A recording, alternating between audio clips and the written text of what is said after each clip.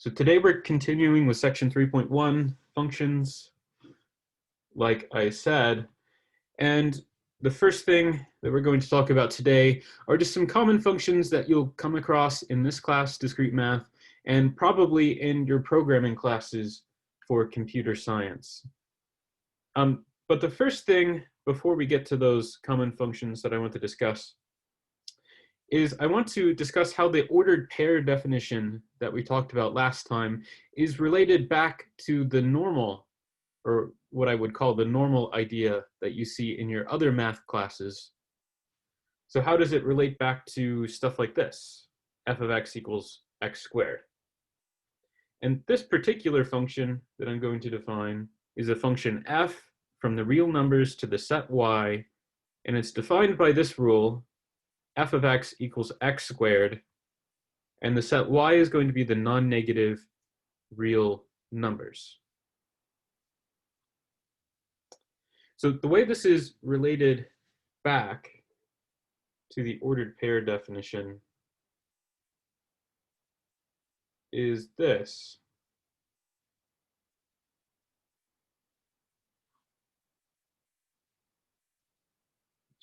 Ordered pair definition. So the rule tells you how to create your ordered pairs.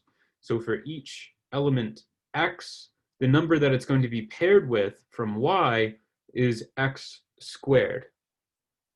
So f in this set definition is a set of ordered pairs where the first coordinate is x, the input of the function, and the output of the function is x squared. So we talked about this a little bit last time.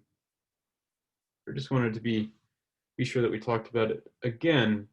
So in the ordered pair, the first number is the input and the second one is the output.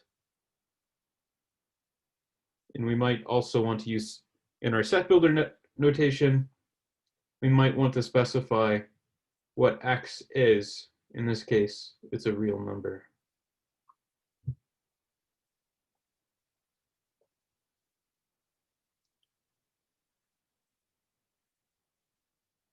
So these ordered pairs actually correspond to the graph of the function f.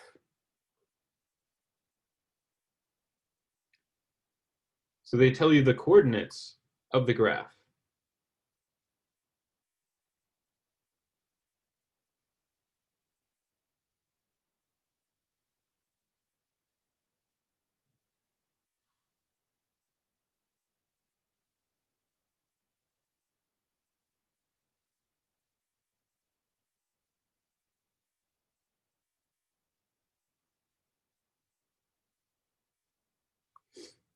And this particular graph, you might remember, is a parabola, or the simple parabola that all the other parabolas are based off of. Y equals x squared.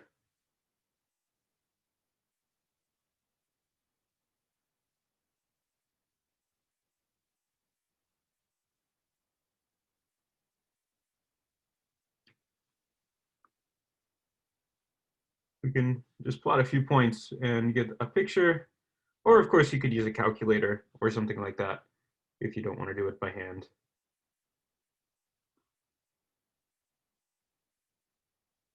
So the points I plotted were f of minus 2 squared is 4. F of minus 1 is equal to 1, since minus 1 squared is 1. Oops, that was getting a little crooked. F of 0, which is 0. And then f of 1 is 1, since 1 squared is 1, of course. And then f of 2 is 4. 2 squared. So this is the relationship between the graph, the ordered pair definition, and then the normal rule definition. And I use normal in quotation marks. What you're used to seeing, let's say, in your other math classes.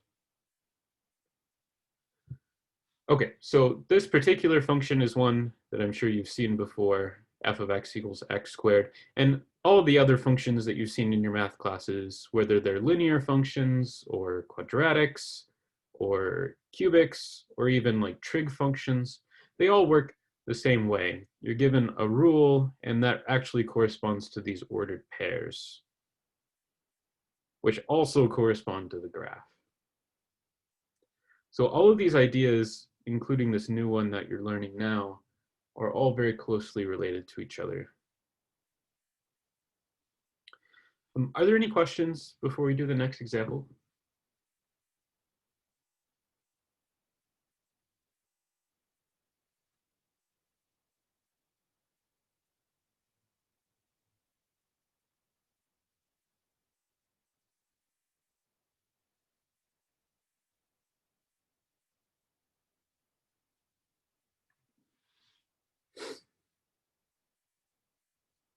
Nope. Okay.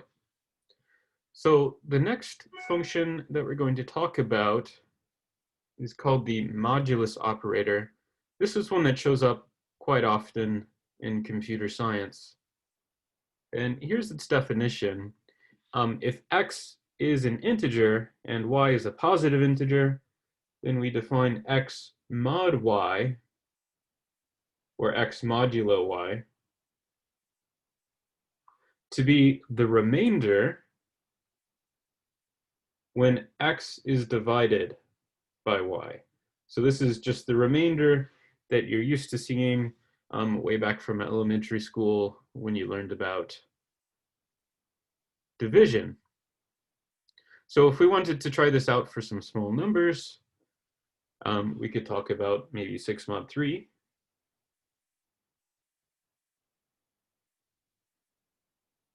So someone just shout out the remainder when you divide 6 by 3.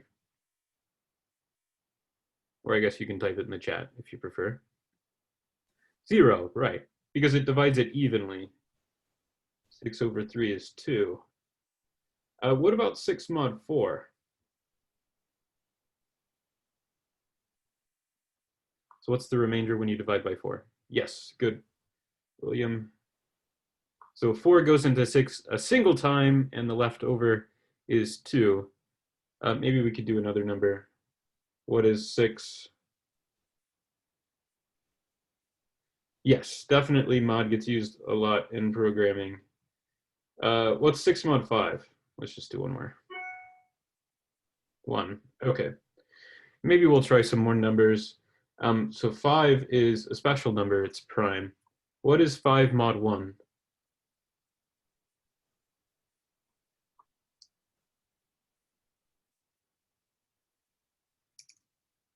What's the remainder when you divide 5 by 1?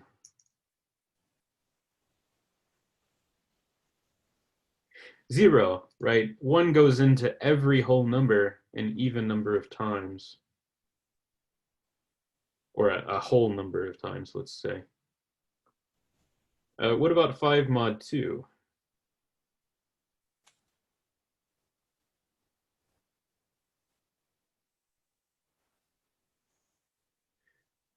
Samuel, are you asking about this first one? Why is 5 mod 1?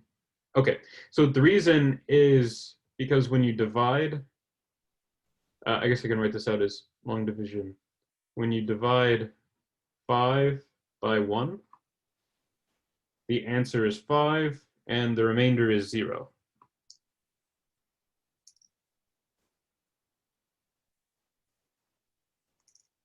Let's see, how would you write this? Like R0 or something.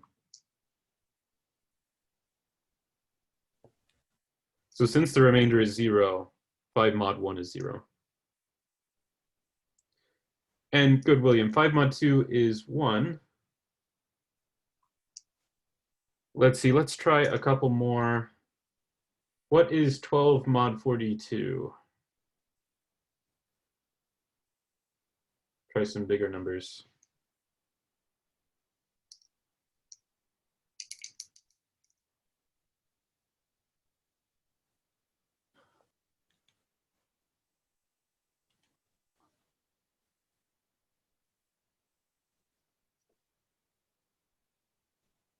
So remember, I'm asking what the remainder will be when you divide 12 by 42.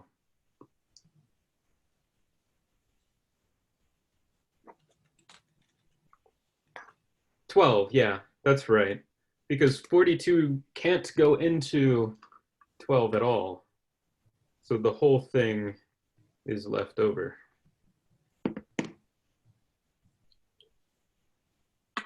Let's see, let's try a different pen here.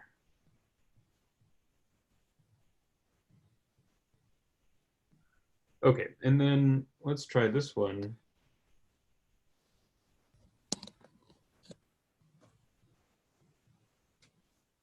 Yes, yeah, William, you're right. 42 mod 12 is 6. Let's see, 3954863. Big number.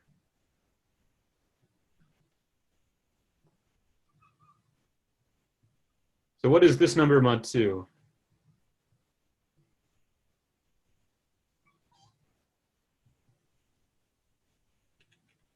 What is this? 3,954,863.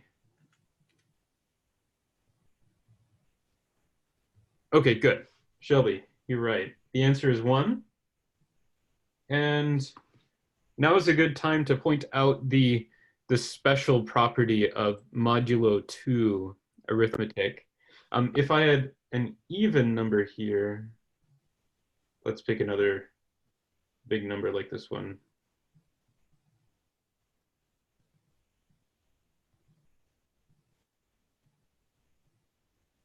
Then I would have gotten 0. See, this is an even number. Modulo 2, it's 0. So if you take an odd number, modulo 2, you're always going to get 1. If you take an even number, modulo 2, you're always going to get 0. So an even number, remember, is a multiple of 2, and an odd number is a multiple of 2 plus 1. So that's the reason behind this. So this modulo 2, if you need to worry about odd and even numbers in a computer program, this operator helps you figure out which numbers are odd and which are even. And then you can deal with them as you need it. 3 has a rule too. Yeah, so if you want, are you saying if like if you add all the numbers together and then divide it by 3, and then yes, that's correct. That is a quick way to see if a number is divisible by 3. You add up all the digits and then see if the smaller number that you get is divisible by 3. And actually that rule works for 9 as well. That's a way that you can see if a number is divisible by 9. Good. So I think we all have a pretty good grasp of the modulus operator. And for this particular lesson, I put together a little notebook that we can see how this works in an actual programming language. Let's see, it looked like there might have been a question.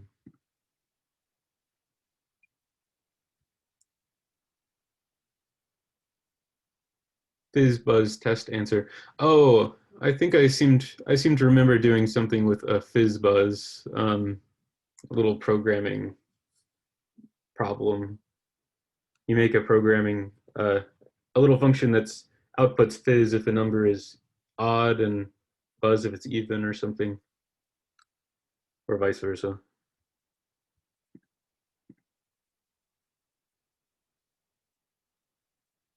Oh, okay. Does that actually show up on interviews? Got it. So what I've made here is a little worksheet that we can practice some of these things on, and this is in Python. And in Python, the symbol, the percentage sign, is used for the modulus operator. So if we wanted to do a few of the operations that we did on paper, like 6 mod 3, we would type it this way in Python, or 6 mod 4. we know the answer is 2. Or if we try one of those big numbers, type in the same number that we used on the problem. So we know the answer here, the 3,954,863 mod 2 is 1 because this is an odd number. And that's how it works in Python. And the modulus operator is actually so important in computer science and programming that it gets its own symbol, the percentage sign, just like multiplication or addition or subtraction.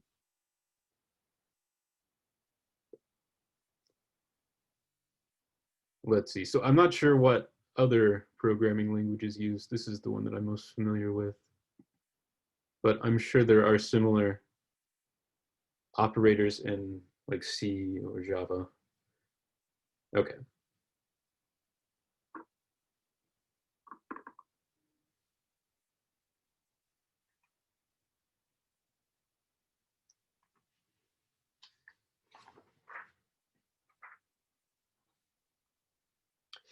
Okay, so let's do a quick little example. This one is from your textbook of why you might want to use the modulus operator. And this question is actually one where it comes in handy. The question is, what day of the week will it be 365 days from today? So that's exactly 1 year from today. Shelby already knows the answer. Yeah. So if you don't know the answer already, how could you figure it out? That's what we're going to try to do here in this example. So the trick is to just think by weeks. Well, today is Wednesday.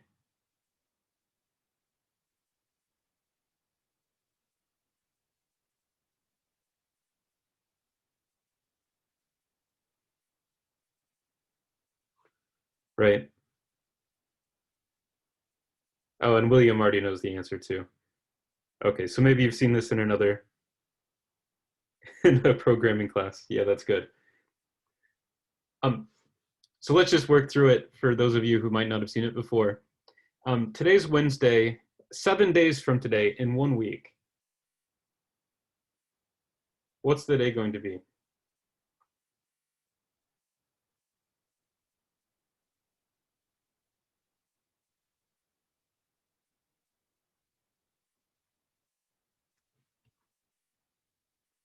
One week from today, we're back to Wednesday, right? You don't really have to think very hard about that. What about 2 weeks from today? In 14 days. What day of the week will it be?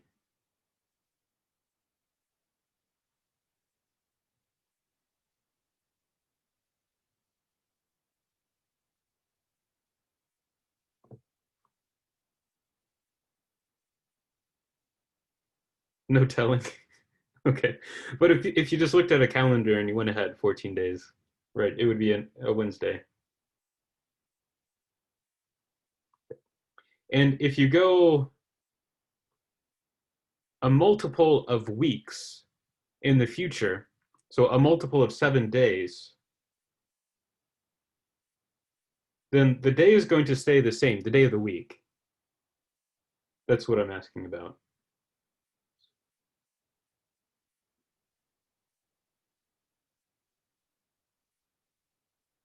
So if we go into the future in weeks, then we're still going to be on Wednesday.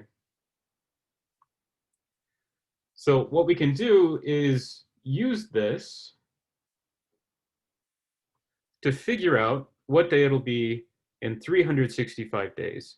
We just have to subtract as many sevens as we can from 365. And that'll tell us how many days in the future on the day of the week, let's say, how many days of the week ahead we are.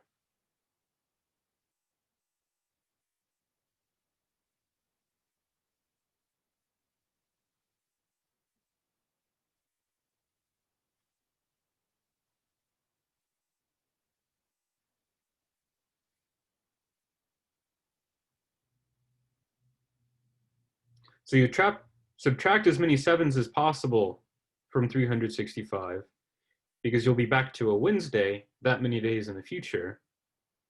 And then whatever's left over, that's how many days on the calendar, on the week calendar, you look ahead.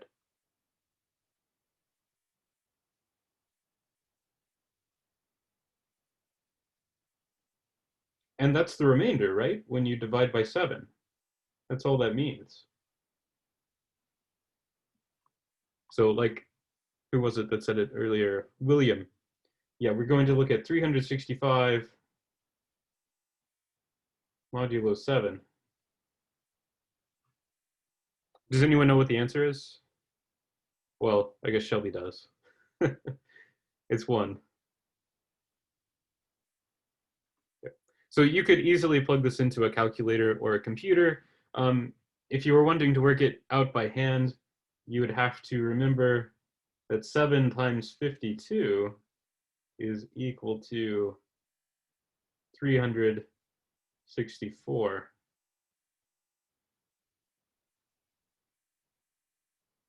So you subtract off from 365, 52 weeks worth of days, and then there's 1 left over.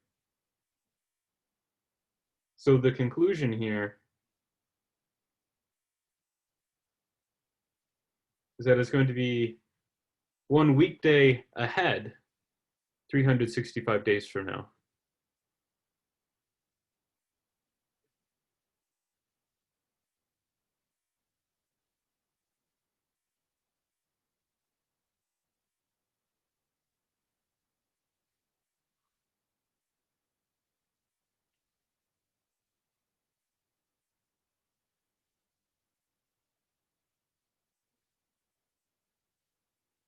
So 1 day ahead of Wednesday, in this case,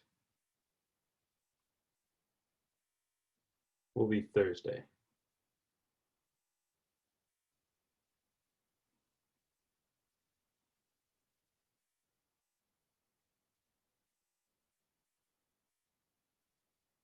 Ah, okay.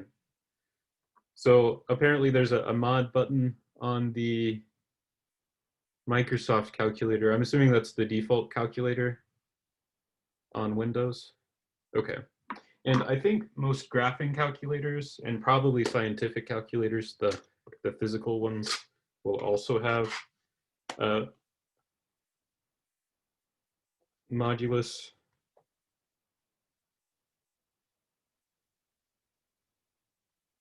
Let's see. So here's a TI-84. And if you go into the math menu, there's a remainder operator. So most calculators will have this.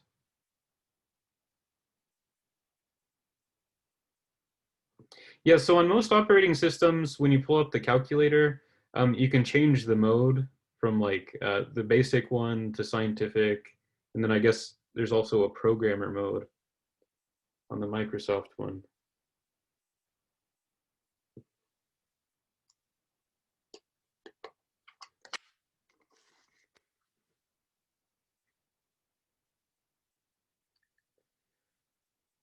Okay, any questions before we move on?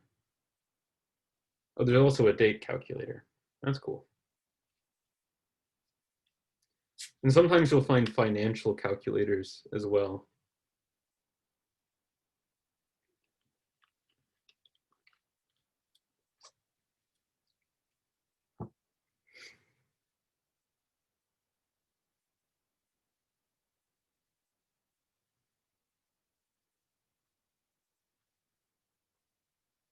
Okay, so the next thing we're going to talk about is maybe a little bit more interesting than just the basic modulus operator, even though it does come in handy in programming.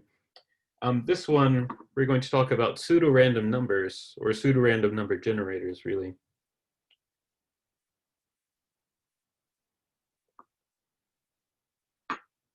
Okay, and William says the programmer calculator can change modes between hexadecimal and binary, it looks like, if you need that. So the pseudorandom number generators are functions that generate numbers that appear random. They're not actually random because a computer, at least on its own, can't actually do anything that's truly random. It follows a series of instructions. And there's some sort of noise going on that I need to check on.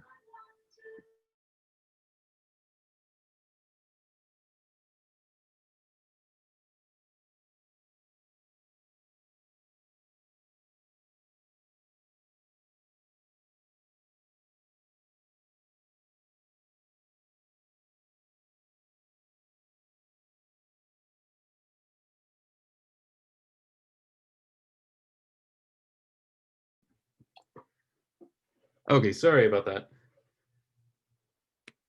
It wasn't actually a phone. Sometimes I have an Echo Dot, and sometimes it wakes up in the other room if I start talking too loud. So back to pseudorandom number generators. Um, these are things that you can use on a computer to generate numbers that look random. They're not actually random, like I was saying, because a classical computer like the ones that we use day to day can't do anything that's truly random. They just follow series of instructions. So if you put in a certain input, it's always going to give the same output. Um, so there are ways to get around that to make things appear random or seem random. And you might need this in real world applications. Like for a simple kind of thing, you might want to simulate a dice roll or something. Maybe you're programming a board game or something like that. Or maybe you're trying to teach people about probability and you need to simulate a way to roll, 1,000 dice all at once instead of doing it by hand, which would take, a really long time.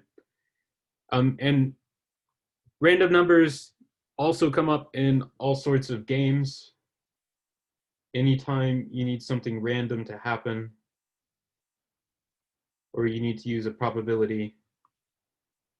Right. So in like role-playing games where there's items that you're collecting, usually those are based off of probability. So there's some items that are rare and there's some that are really common. And these random number generators are used to generate them, to determine which items are actually generated. And you could imagine like an actual casino game, uh, like a computer poker or a slot machine. These sorts of things also need